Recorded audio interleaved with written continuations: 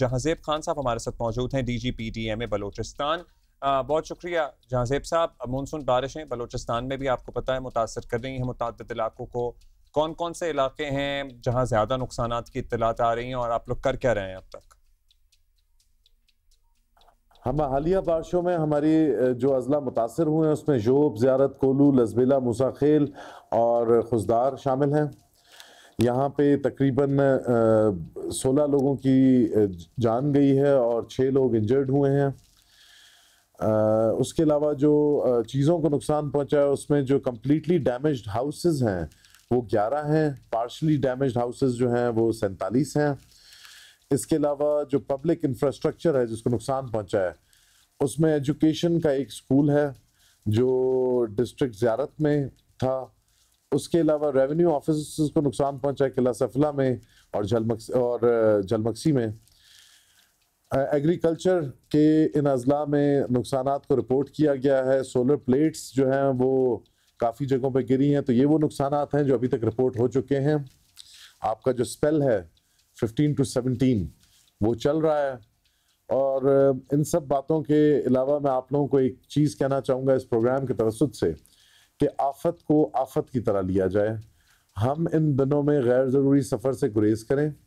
उसके अलावा जो पिकनिक पॉइंट्स हैं वहाँ हमने 144 लगा दिया है। 144 लगाने के बावजूद मैं आपसे गुजारिश करूँगा कि बराए मेहरबानी आफत को आफत की तरह लेके आप लोग अपने घरों में रहा करें, बिला ज़रूरत ना निकला करें। जहाँ कहीं बारिश की वजह से पानी खड़ा होता है और आप देखते हैं वहाँ पे बिजली का खंभा मौजूद है, तो आप प्लीज़ अपने बच्चों को खुद उस पानी की तरफ ना जाने दें, उसमें करंट लग सकता है।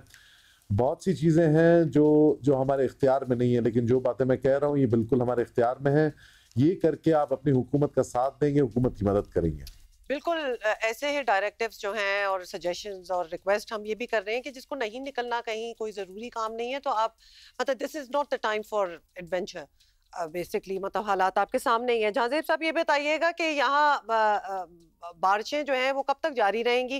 फोरकास्ट क्या कहता है? कौन कौन से इलाकों में होंगे बारिश ज़्यादा होगी और वहाँ की इंतज़ामिया तैयार है टू हैंडल द सिचुएशन? देखें जी, मानसून का स्पेल जो है उसको हम जायज़ कहते हैं जुलाई, अगस्त, सितंबर। ये स्पेल सितंबर के शुरू तक चलेगा। वक्तन फ़वक्तन जैसे हमें मैट ऑफिस बताता जाता है हम अपनी रिपोर्ट शाया करते रहते हैं। हो सकता है कि जुलाई के एंड की तरफ थोड़ी हैवी शावर्स हों।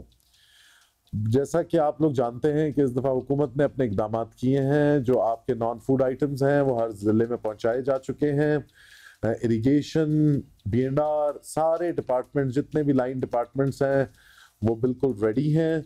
आपके डिस्ट्रिक्ट डिजास्टर मैनेजमेंट के जो चेयरमैन हैं, डिप्टी कमिश्नर हजरात, उन सबको हिदायत जारी की जा चुकी हैं गवर्नमेंट ऑफ बलूचिस्तान की तरफ से।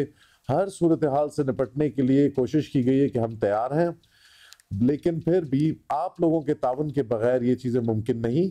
जो चीज़ें हम एक छोटी सी कोशिश से जिन चीज़ों से बचा जा सकता है, तो मेरी आप लोगों से गुजारिश है कि प्लीज़ उन चीज़ों के बारे में सोचें, जैसे मैंने इंटरव्यू के शुरू में आप लोगों को। अच्छा जहांजेब साहब, सूबे में इससे पहले ज़ाहिर है बारिशों सैलाब ने बड़ी तबाही मचाई है। पिछले साल भी हमने देखा कहीं ना भी नुकसान हो रहा हो तो बलूचिस्तान में ज़रूर तबाही होती है। क्या PDMA समझती है कि इस बार भी मामला उससे ज़्यादा ख़तरनाक हो सकता है, या जितना रूटीन में सैलाब और तबाहकारियाँ होती हैं वहीं तक सिलसिला रहने की उम्मीद है आपको? Which is also a lot. देखिए जी, हम क्लाइमेट चेंज से गुजर रहे हैं। क्लाइमेट चेंज से गुजरने की वजह से हम ये नहीं प्रेडिक्ट कर सकते कि इस दफ़ा बारिशें कितनी ज़्यादा होंगी।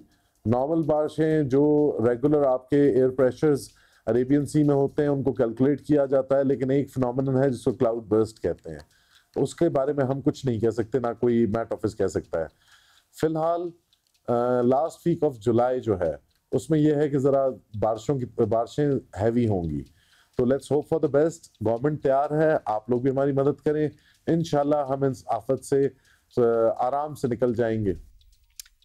बहुत शुक्रिया जहांजेब खान साहब, डीजी पीडीएमए बलूचिस्तान है। And Abdullah rightly said, Balochistan में चूंकि पिछले कुछ सालों में हम देख रहे हैं कि तबाही भी वहीं आती है, स्ट्रक्चर्स और घर भी वही गिरे होते हैं जो पक्के टू बी ऑनेस्ट बने भी नहीं होते, तो उनकी कंस्ट्रक्शन भी थोड़ी सी ऑफ है। गुर्बत भी है ऑब्वियसली बहुत ज़्यादा, क्योंकि वो ईंटें बस जोड़ी हुई हैं थोड़ी सी, और नेचुरली आप अंदाजा करें कि पानी का क्या प्रेशर होता है कि वो तो बहा के ले जाती है इन घरों को। तो पिछली बार भी हमने ये एडवाइस किया था कि अब रिकंस्ट्रक्शन हो तो कोई ऐसे उनको घर बना के दिए जाएं, अच्छा क्योंकि जी। बहुत सी एनजीओज वगैरह भी दे केम इनटू प्ले और उन्होंने बहुत से मदद की, जो पक्के घर हों जो विद स्टैंड कर सकें